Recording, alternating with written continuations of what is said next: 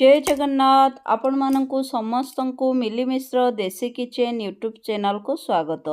आज आम रोषे करवा भाजी साग संबलपुरियांक प्रथम पसंद भाजी साग। तो देखंदु मु पूरा फ्रेश भाजी साग अध किलो किणी देखंदु केते पूरा फ्रेश देखा जाउची साग।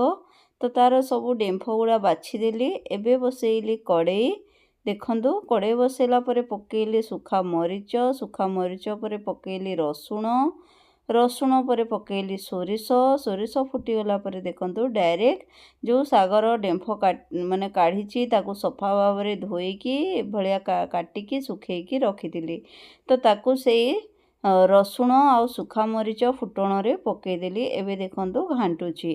आपण मानक मध्यरु काहाकू काहाकू भाजी साग पसंद निश्चित भाव में कमेंट रे जणेबे। याकू आमे भाजी साग कहू किए कोसला साग मध्य कहती आपणक एरिया रे साग को कौन कहुए कमेंट रे निश्चित भाव में जणेबे। तापरे मो स्वाद अनुसार लुण देदेली। देखंदु सागटा केते सुंदर देखा जाउची। आउ एई साग को साधारणतः बहुत प्रकार लोक करती किए साग मुग करे किए बादाम पकईके करे।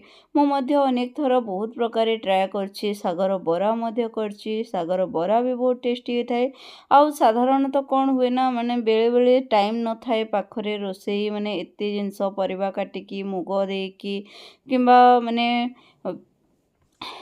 बादाम पेस्ट एते सब टाइम नथिले केवल सुखा मरीच और रसुण रे मध्य रोषे कले सागटा बहुत ही टेस्टी होता है। तो एबे चलंतु गरम गरम सर्व करवा आउ पखाल भात रे खाइबा हमर भाजी साग।